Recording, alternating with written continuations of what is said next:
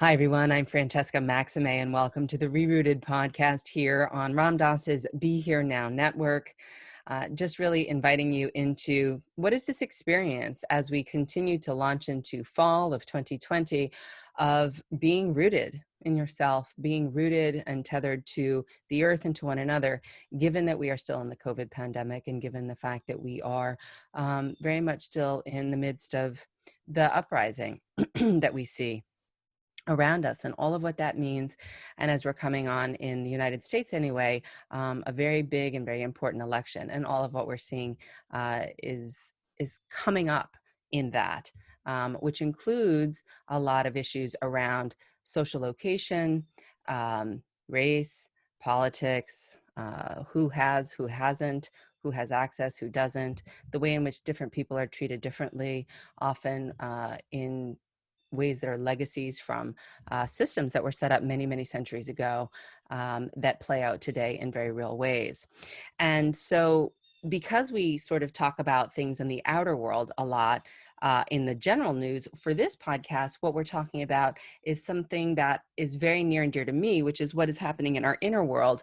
And I've invited Dr. Ruth Lanius, MD, PhD, FRCP, the Harris Woodman Chair in Psyche and Soma, the Professor of Psychiatry, and the Director of the Posttraumatic Stress Disorder Research Unit at the University of Western Ontario, to be with us today. She's established the Traumatic Stress Service and the Traumatic Stress Service Workplace Program, services that specialize in the treatment and the research of post-traumatic stress disorder and related comorbid disorders. And she currently holds the Harris Woodman Chair in Mind-Body Medicine at the School of Medicine and Dentistry at the University of Western Ontario. And I'll just say one more thing.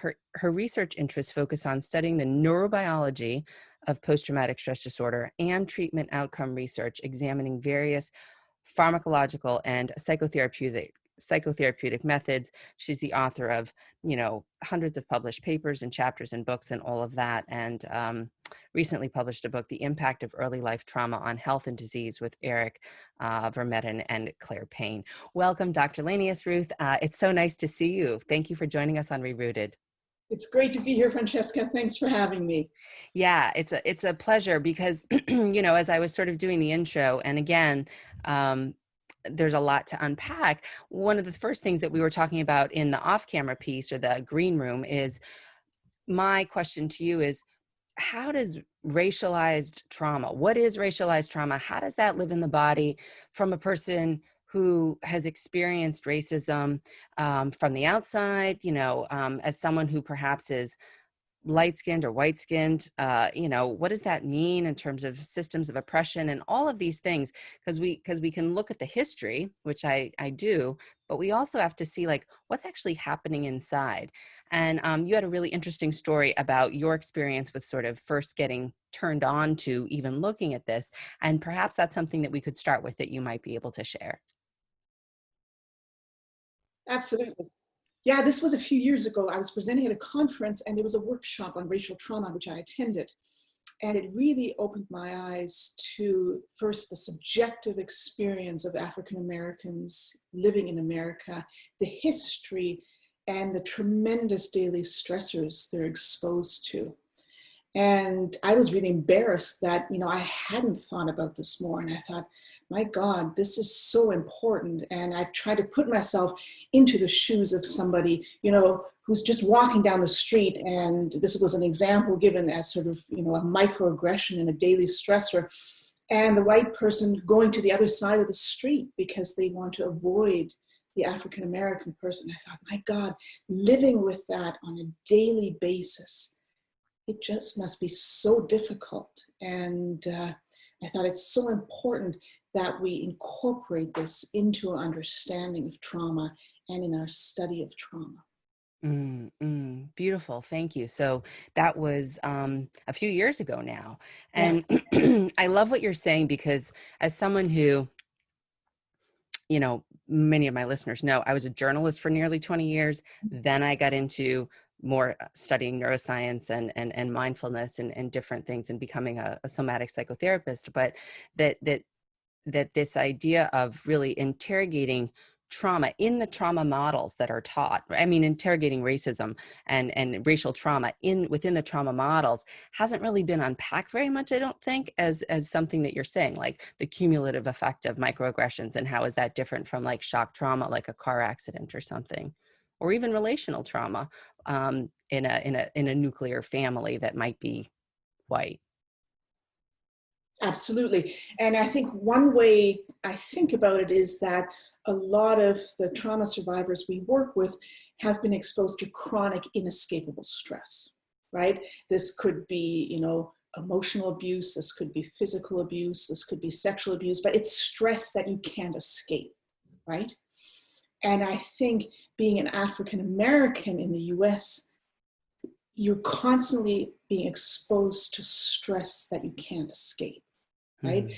And I mean, it's shown that this can have, very large effects on both mental and physical health, right? Because of these chronic stressors. And of course, we know that there's differential responses to escapable versus inescapable stress. Mm. And I think those are also differential responses we need to think about here. So if the stressor is escapable, fight and flight response works really well, right? Because you flee or you fight, and that gets you somewhere. Mm. But if the stressor is non-escapable, the body has to adapt to this chronic inescapable stress, right? And often what we see there are intense symptoms of helplessness, hopelessness, chronic depression, and sort of these passive defensive responses, right? Where you just shut down. Mm. And I think often we see a mixture, right? We see that people have these chronic passive defensive responses, chronic symptoms of hopelessness, and sometimes then they revert to lashing out. And then often they go back into these chronic feelings of helplessness and hopelessness. Yeah. So it's almost this, I don't know, you tell me, is that more the dorsal vagal kind of Yes, shutdown? The absolutely. polyvagal theory, those are familiar with Stephen Porges's work. That's really the basic life threat, having to just base level not die. Exactly, right? And we're talking about the reptilian brain and, this input constantly coming into the reptilian brain, specifically the periaqueductal gray, which is a critical area for raw emotional responses, defensive responses, which then also connects to the vagus nerve and the dorsal vagus nerve and, facilitates this shutdown. Right. And so I guess what I'm hearing you say is that and we're speaking broadly because we're speaking of general clinical populations in terms of social determinants of health, which include institutionalized, racism for many years, this hierarchical oppression of really dehumanizing certain Mhm. populations of people based on levels of pigmentation and melanation in the skin, but for no other reason than that division serves to enable to extract a certain amount of labor from a certain group of people more so than others. And that can hold be, the other, historical social piece, how this lives in the person, how this lives in that population. What I'm hearing you say is there's a learned response in order to survive that has more to do with shutdown. And that as that then constant stressors with the microaggressions and things like that day to day, that takes a toll on the physical health and well-being of Black and brown populations here, for example, in the United States. Absolutely. And I think we also need to think about what effect does this have intergenerationally, right?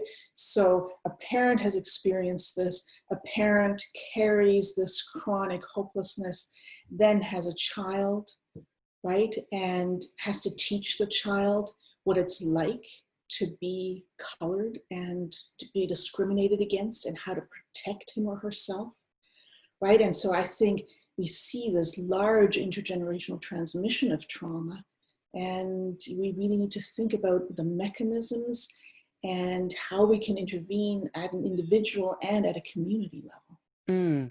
Can we talk more about that? Like what happens in the brain, first of all, like physiologically, you started to talk about it in populations that have been oppressed and marginalized. What's sort of happening cumulatively there that then would require perhaps a different kind of intervention? And when I say different, I mean, like you just say, like community, but also individual. Like what are the different ways in which clinicians can be more supportive?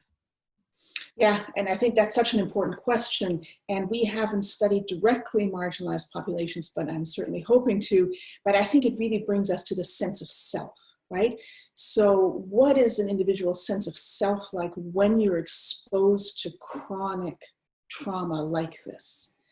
And, we know from interviews and from talking to these individuals that they often feel like dead inside. They don't feel like they can have normal emotions again. They feel disconnected from their feelings. They feel chronic anger, fear, terror, and they feel like the world is not a safe place, right? Which it isn't for them and their children. And so when we think about the sense of self, there's actually a neurobiological model of the sense of self now, and it's around the default mode network, which is sort of a resting state network of the brain. It's when our brain is in neutral, like our car is in neutral, when we're just sitting there engaging in self-reflective thought. And this network is critical for experiencing the past in the form of autobiographical memory. It's really important in allowing us to have a future, in allowing us to have an awareness of what we feel, and allowing us to have an embodied sense of ourselves. And we see, for example, that in childhood trauma, this network is very disrupted. That individuals with chronic childhood trauma and post-traumatic stress don't have connections to the part of the brain that helps us to have a future. They don't have connections to the part of the brain that helps us to know what we feel.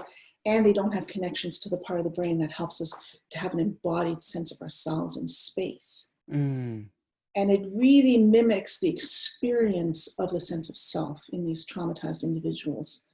So I think there's really an urgent need to study this system just as an example in marginalized populations, because I would really predict that it has, similar difficulties. And then, what does that mean for the individual?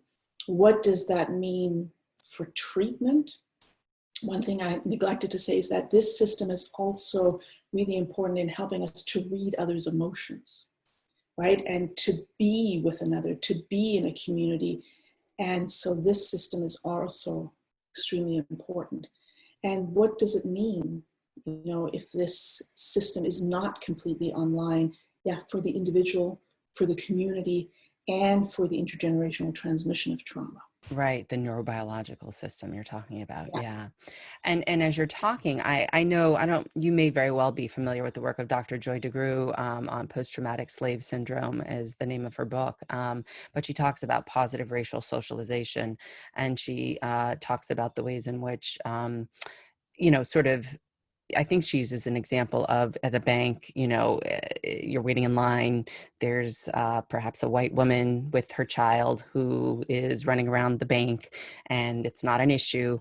And, kids are kids. And then there's maybe a black mother who's waiting in line and is with her children. And the black daughter is 6 or 7 and wants to go play or find her or do something else there, and is told, no, shush, stay here, or don't move, or stick with me, or whatever it is.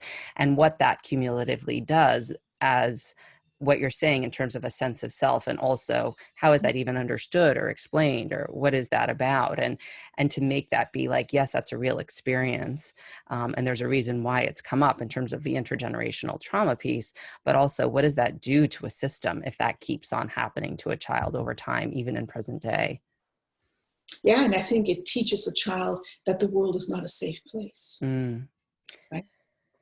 And so what do we do, Ruth? Because honestly, I think for a lot of people, and I have a lot of Black and Indigenous and people of color as clients, and also interracial clients, and I have Black men tell me, I never feel comfort. I am always anxious. My white wife doesn't understand what it's like for me to walk out on the street in any given day and worry about returning the rental moving van when I see a cop car in the parking lot across the street without you by my side as a white woman to somehow be a buffer, perhaps. What does this really mean or say about our society? What are we needing to sort of lean into or unpack here in terms of really understanding that people who have melanated bodies because of a system of supremacy, not because of an inherent piece, but because of that system of supremacy. The intergenerational trauma piece is in the body, Yeah, but it's not inherent to that, meaning there's a repair that could be made over time. absolutely. Yeah, I think it's incredibly sad hearing those stories, right? And I think what we need is we need education. And Nelson Mandela always said that, right? Education can change the world. So we really, I think, need to teach this in schools, you know, or starting in kindergarten. This is what it's like, you know, for individuals of color. And this is what we need to change, right? We need to create tremendous amount of respect, validation, and understanding what it has been like for these individuals for decades. Mm. Yeah. So this sense of self can be met relationally. I know you and I met in person when we were with Diana Foch's Advanced Experiential Dynamic Psychotherapy talk that you were giving in New York City a year ago, which I can't, or maybe I don't know when it was, but it wasn't that long ago, but it was certainly pre-pandemic. And, you know, this idea of the relational field and the sense of self is so important to, I know, that model, and also to many trauma therapies, that sense of validation. Let me flip the script a little. We've been talking about populations of color. What happens to the population of white people when there are centuries of witnessing lynchings, witnessing beatings, witnessing the dehumanization? What's happening interpersonally, neurobiologically, brain-wise, in terms of, you know, sort of what's happening within a body or a population that maybe is experiencing cognitive dissonance at a certain level, but at another level is very much participating in the dehumanization of another human being? Yeah. And I think, you know, a lot of us are numb to this. And I think that's a horrible thing, right? This has happened over and over. And, you know, people have numbed out to this. They have pushed it aside. They have avoided it. And, you know, they've made excuses. And I think that's something we need to face, right? As the white population, you know, where have we gone wrong? What can we do to repair this? And, you know, really getting in touch with the history and, you know, getting in touch with our emotions around this, right? And really asking us, you know, what is making us afraid or hate somebody, you know, that has a different skin color? It makes no sense, right? And how has this, you know, progressed? So I think, you know, this needs to be part, I think, of an international education program to really start confronting people very gently with this, because, you know, again, it triggers Yeah. white individuals' own trauma. Right, right. Well, Right? this is where I think it's so fascinating. Can you talk about fear and shame in the response of the white-bodied person in general? Like, because those are the things that I feel come up a lot, right? I'm afraid and I'm ashamed. Like, I don't want to talk about racial trauma, or I don't want to, you know, deal with this issue because I either feel like I'm collapsed in shame around it because it somehow means that there's some story about me being a bad person or something, just because I'm inheriting a white body, which we're not saying. We're saying that based on the systems and based on your conditioning and your imprinting, that there may be a certain response there. And that also that there's maybe fear around around something because of that imprinting intergenerationally of the other, right? Regardless of whether or not that other is a construct based on melanated levels, that's been so cooked in. So yeah, how do we begin to kind of work with that or understand that maybe from a inside out way?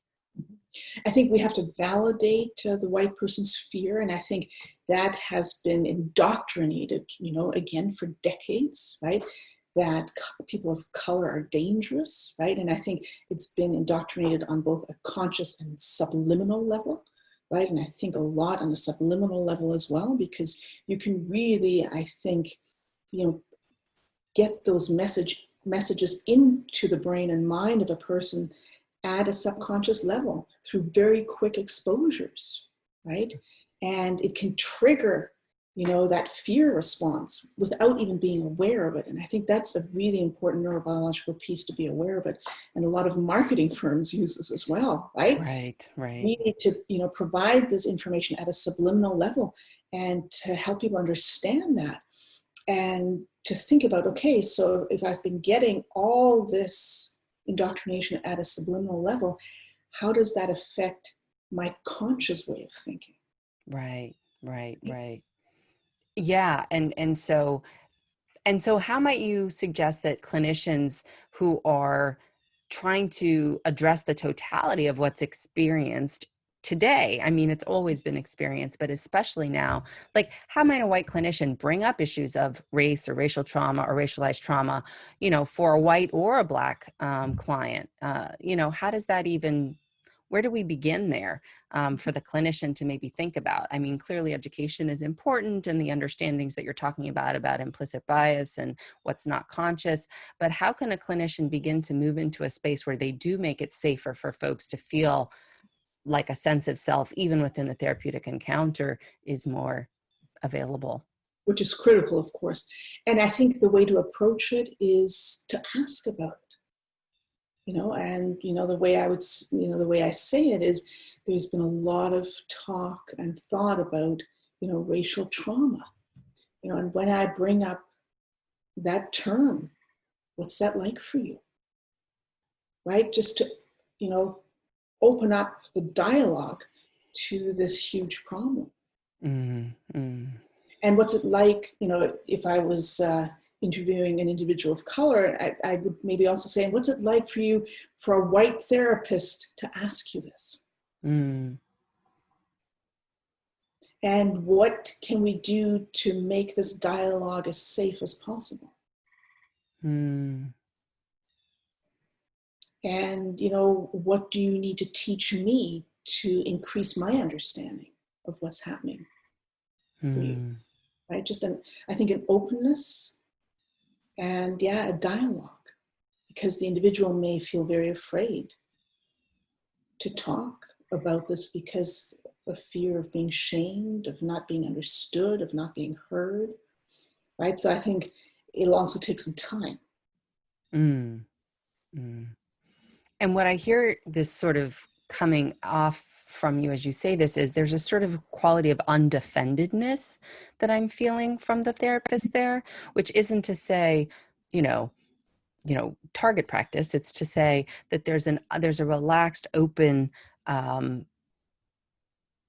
invitation to, as you say, be in dialogue about this, that even if the therapist doesn't have all the answers and maybe is on their own, I like to say, embodied anti-racism journey Yeah, or yeah, path, that as they're more able to just be with what arises, oh, wow, they may not want to talk about this. They may even be mad at me for bringing it up. And I was trying to do a good thing. And here I yeah. am now getting yelled at, like how does one as a therapist hold the complexity of what you might get back, even if you think you're trying to do the right thing? Mm-hmm. But I think that's the beauty of the relational, right? Then you check in, and if the person gets angry and says, I don't want to talk about this, then you can say, I'm so sorry. I just thought it would be important to bring up, but of course it's completely up to you what we speak about. It's your therapy. Mm. And I want to do what's best for you. So thanks for that feedback. And if in the future you ever feel that it would be important to discuss, please let me know. And how do you want to handle this going forward? Do you want me to bring it up again in the future? Or do you want to bring it up again? Where do we leave it at? Mm-hmm, mm-hmm. For example, right? Yeah, beautiful. I love that because I think a lot of folks would be hesitant to even say that much because, even folks who are clinicians are can be, some people, just like normal human people who aren't in the therapeutic chair at that moment, can be conflict avoidant. You don't want to have to you want it to all be nice. But then what remains unnamed is the elephant in the room, especially at a time like this. And then where do we go when it just continues to be such an issue? You talked a little bit about the periaqueductal gray. You talked a little bit about the ways in which we have the unconscious mind and the default mode network. And, in an ideal world, how are we as humans? How are we as people when we're available? We're in what we would call, again, using Stephen Porges, a ventral vagal state. I would like to think, as you and I sort of are now, sort of maybe curious, a little excited, perhaps a little bit activated at a certain level, because it's a little bit of nerves, right? We're here together doing this thing, right? But at Yeah, the same time, like, yeah, it feels okay. Like, I don't feel like I'm under threat at this moment, right? Um, absolutely. like what's happening there, and just sort of maybe explaining a little bit about some of the basic brain stuff to folks who maybe don't know, and then what happens with that post-traumatic stress piece where it's just constant, where um and maybe relate a little bit more back to what you said in the beginning about how that can help us understand the way in which often, not always, but often with individuals within populations of color, there is a certain kind of perhaps response that we may not understand, or we may make up a story about as to why it's there, that has to do something with who knows what, desire to a lack of desire to do certain things, or to, God forbid I say, I'm using what's coming to my head right now is like, the rhetoric politically before was things like welfare queens, or the things like that, people who want to receive, but not to sort of generate, which I think is false, but, which I know is false, but that Yeah. kind of a thing. Yeah, and I think it's so important to think about the sense of self and relationship with the other, right? And I think in order for there to be another, you have to have a sense of self, and you have to have that default mode network online. And I will never forget talking to somebody who'd really suffered chronic trauma. And, it reminds me of so many of my clients who have suffered chronic trauma and feel like they don't have a sense of self, right? They feel like I don't exist. And this person gave me great insight, because she said, without a self, there's also no other. Right? And so this leads to this incredible alienation and feeling of complete isolation. Yeah. Without a And sense of self, there's no other. I'm just letting that land. Go on. Yeah. right. And, as you read some of the stories from African Americans, for example, I mean, they feel that total alienation and total sense of estrangement on a daily basis. Right. And so I think, given the situation, and, I would hypothesize that this default mode network isn't completely online. It's very difficult for there to be another in your life, right? And to use that relational piece, which is so important for us to feel a sense of belonging, right? Of, easing our distress when we're terrified, afraid, or sad. But this needs to be online, right? And I think that's something we really need to study to see, how does this work in chronic racial trauma, right? Yeah. And so you mentioned also earlier the sense of community as but being a place to, I think, heal also. Yeah. Can you talk a little bit more about that? Because clearly we're not living in villages of 150 as we once No. were. And so, now we're a completely different digital world also. But how can, even in this pandemic sort of setup, can a sense of community perhaps be supportive to healing? Yeah, and again, that's so critical, right? If the individual has the capacity to be in a community, right? And I would say the most traumatized individuals don't, which makes it even more difficult. But, many, of course, do. And I think being in a community gives you a feeling of a sense of belonging, which is so critical, right? And if you don't feel like you belong, that's an incredible, intense, painful feeling. So giving that feeling of belonging and giving that sense of being understood by others, right? And, getting others to be able to take the perspective of what shoes you're walking in, right? And showing empathy, showing compassion, and just being there, being seen, being heard, right? Mhm. Just so important. Yeah, so I'm really hearing you say in so many different ways that having a sense of self is supportive to you, but is supportive to others. Absolutely. Right. And that, go ahead. And I think that's also at the root of the intergenerational transmission of trauma, right?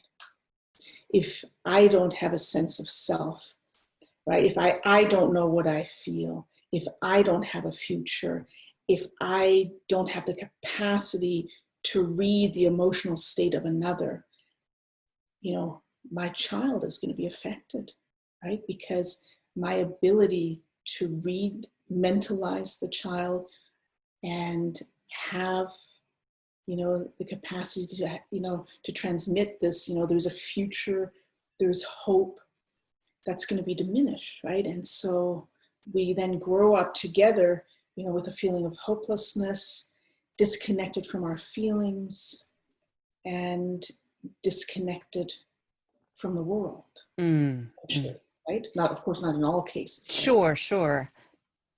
And, as you're talking, I'm realizing that if we're talking about populations of color, and again, there's also this whole other piece around Indigenous populations, and I know you're in Canada, so I know that there's this whole other piece around genocide and of, I mean, there's the exploitation and there's the extraction of labor with Black American populations. There's the genocide of Indigenous and First Nations folks here and in Canada, and there's, of course, the AAPI community also, and the Latinx community and the Chicano community. And, we could go on and on and on. I guess the point that we're sort of talking about here is about what happens in targeted populations, and more specifically based on the uprisings right now, talking about Black Americans and the intergenerational trauma there. So I just want to make that clear, like, just clearly there's a lot of populations that have experienced and can be worked with in different ways.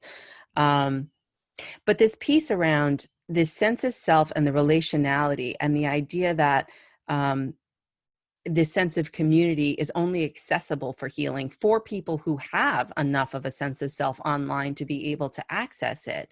That's really poignant to me. And what's also coming up for me is that with Black Americans, oftentimes there is a sense of resilience and joy and creativity yeah, that I feel a lot of folks who are white, who have had to give up their Slovenian, their Russian, their Irish, their Italian in order, their essential essence and cultural pieces to assimilate into American whiteness, that there's something there that's like celebrated and that is connective, and talk about how that lives and where that is maybe the counter to some of what you're talking about in terms of the dorsal vagal response. absolutely. And I think this is why this population has survived, right? Otherwise, there wouldn't have been a chance of survival, right?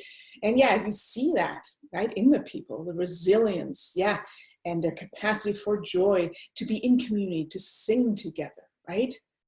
And to be with each other. And there's a pride, right? And I think that pride is often very suppressed, but when it comes out, I think it's incredible. I will never forget, I went to Chicago to a conference a few days after Barack Obama was elected. And what was just striking to me is when I entered the hotel, all the cleaning staff of the rooms, their posture was different. I greeted them and they greeted me back, and they were much more relational. And I thought, wow, I've never seen this before. And that shift, I think, it was really striking to me. And so, yeah, there's this resilience there. Yeah.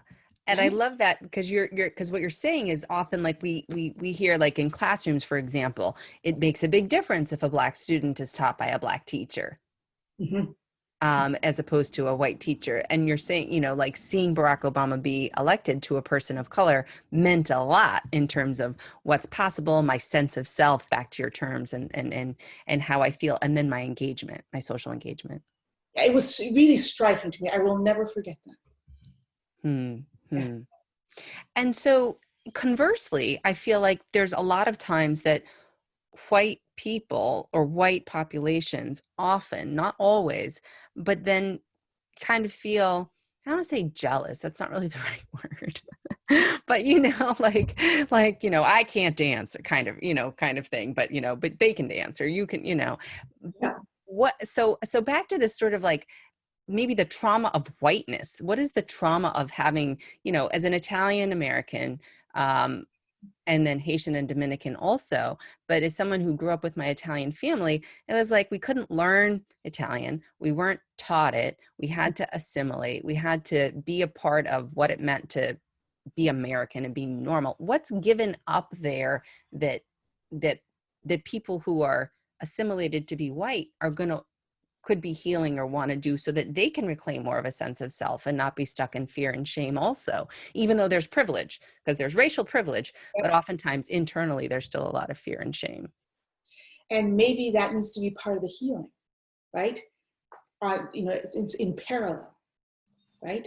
That both parties are allowed to reconnect to their own culture of origin. Mm.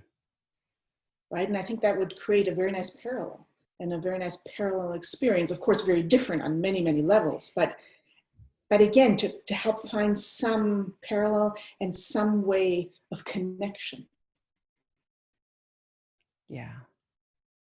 Of rerouting to their own history. I know.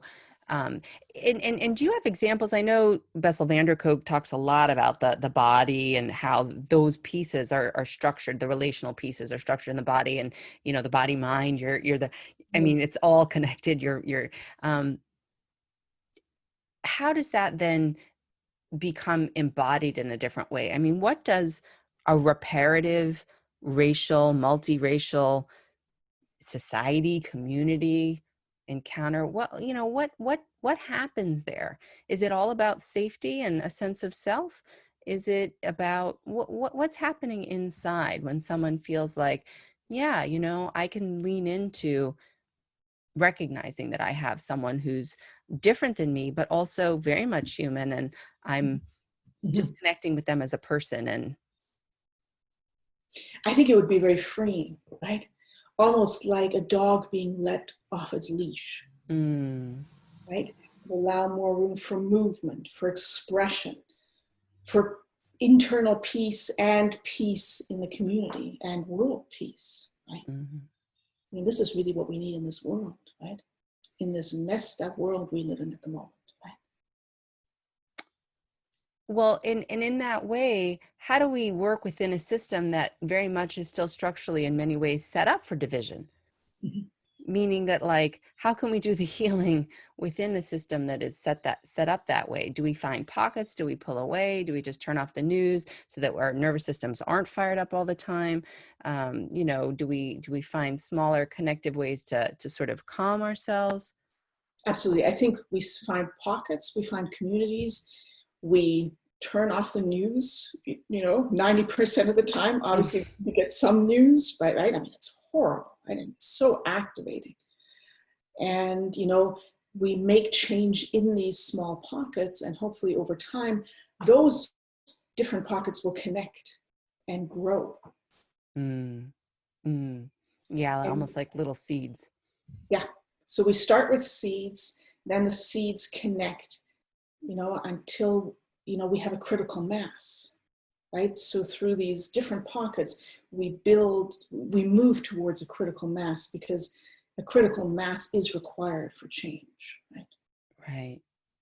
Well, I love what you're saying, because I think that it gives people a sense of hope that, like, you can start where you are, start with your Absolutely. community, start with your Absolutely. friendships. Yep. Like, look, because I've heard it say a lot that, like, I don't have any Black friends if they're a white person. I don't have any, and then I'm like, well, you could, not in a performative way, not in a tokenistic way, but you could expand your circle and see, Yeah. where might you begin to have a more diverse friend circle, which doesn't mean you're abandoning your friends, but like that can be part of the healing. That can be intentional when you Yeah. have awareness.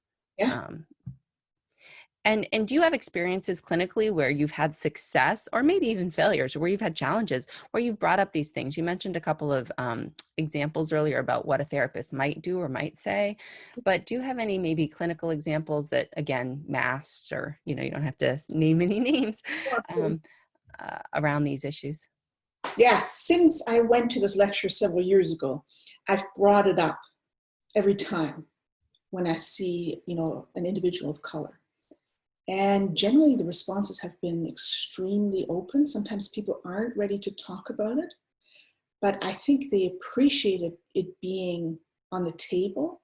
And in most cases, there's been great appreciation, and the person is able to express how this has affected them, make meaning of it, how it has really created where they are in their life right now, or, played a critical role in that. And it has given us a chance to really incorporate that into the whole treatment piece, right? Because without that, right, the treatment piece would have been incomplete, right? Because it's such a big part of what the person's experiencing. Yeah. And so people have really had different responses, I hear you say, but that it feels relieving and connective and appropriate. Absolutely. I would say 9 3/4 out of 10. I had one person once who wasn't ready to talk about it, and they just said they weren't ready. And that's fine. Yeah. Right? It's up to them. Right? Yeah. Have you ever brought it up with folks who are white clients and sort of explored, I'm just curious, and unpacked, like, where, because oftentimes it won't be an issue for people who are white. They'll talk about an abusive parent. They'll talk about an alcoholic spouse. They'll talk about a sense of not worthiness. They'll talk about, but what is it like to maybe bring up a racial issue, or would it be helpful or not to say, I wonder if there's something there about that too, meaning the structure of oppression, the structure of white supremacist ideological thinking that plays out in terms of your own self-concept. Yeah, and it's very interesting. I talk about it with some military members, and because often they're triggered by, by the Muslim population, because they've been to Afghanistan and to Iraq, and so that's a trigger for them. And often they feel very guilty, and they say to me, I'm not racist, but I can't be in the room with another Muslim. And so we talk about what that's like. We talk about their guilt, and what it's like being triggered, and that this is a physiological response, and how we can overcome that. And so the goal, once we've processed some of that trauma, how we can help them move then to be in a room with a Muslim, and not feel that threat, and feel okay, and really connect on that human level. Yeah, that's so amazing. Can you tell me what's happening physiologically when that shift is happening, when that transformation is happening, from I think what fear we're to comfort? what we're really moving away from is, when you have that instant fear and terror, right? You see, somebody who's Muslim out of the corner of your eye, and it's that reptilian brain, which is innate and reflexive, right? So boom, you're not even consciously aware of it. Boom, you've got that reaction of fear, of hypervigilance. And I think as we bring online higher brain structures like the cortex that help us to stand back and reflect, and no longer act reflexively, right? Once we're able to do that, right, through trauma processing, then we can say, oh, hey, this is just another human, just like me. Right. I'm not in Afghanistan, or I'm not in Iraq. I'm not going to be attacked. We're both here picking up lunch. Yeah. Right. No, Yeah. that mindful, it really is, I think, why one practices mindfulness, because you Yes. have an open place where you're looking at something with a bit of a bird's eye view and a little bit of distance. I really do say, I think a lot of people have a misinformation maybe about what the purpose of mindfulness is in a lot of ways, because it's not just to sort of sit in the Zen calm state and just be blissed out. It's this idea of being able to be with your experience, even if it is a trigger, and then not just have that fire off into a behavioral action that can then be negatively impactful to yourself or others. Yeah.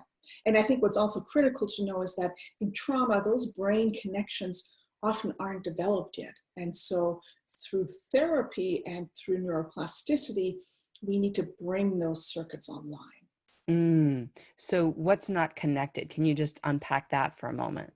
Often that cortex, that prefrontal cortex that has that capacity to be reflective and mindful, that's often not online, especially, when we're reacting in such innate reflexive ways. Mm-hmm. And so we need to strengthen those connections, right? That, even if we're activated a little bit or triggered a little bit, that this part of the brain comes online as soon as possible to help us stand back, reflect, and really evaluate the situation from the present perspective.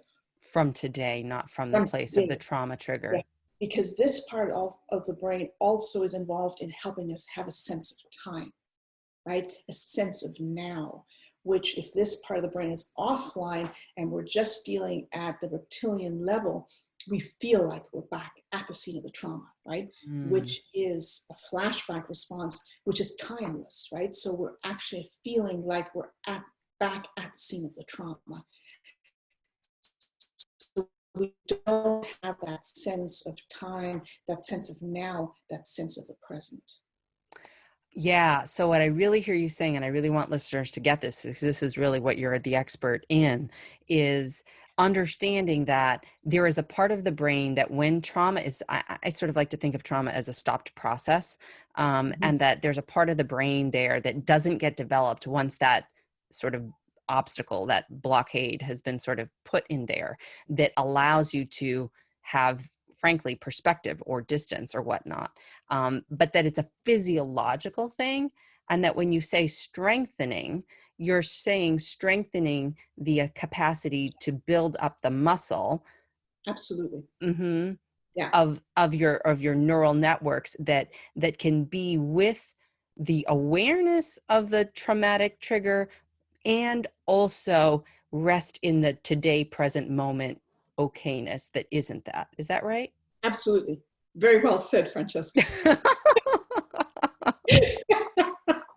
You're the expert. I'm just kind of trying to follow your lead here. No, that's great. Yeah.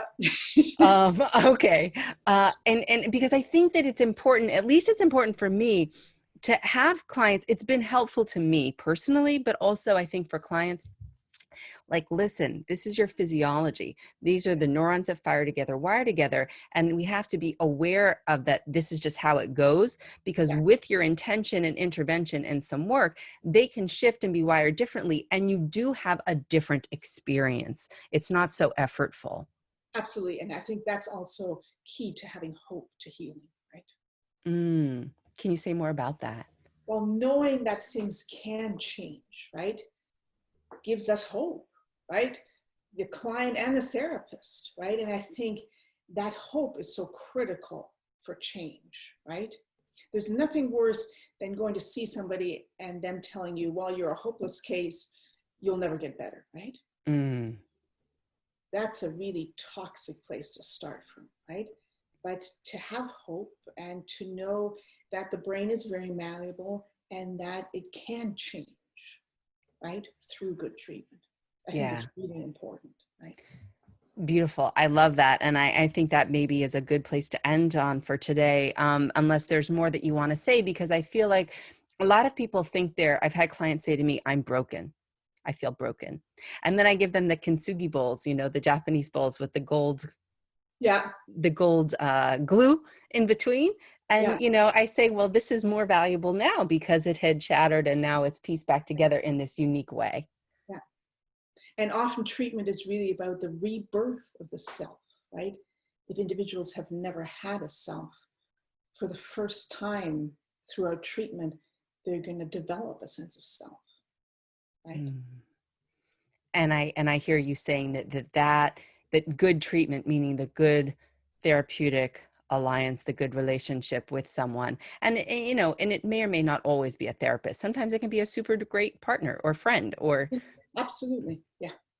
But that really is helpful to shifting. But that the bottom line we want to leave folks with, at least I do for today, is that there is a way to change this limbically, neurologically, and within your own way, if we strengthen a different part of our brains through awareness. Absolutely.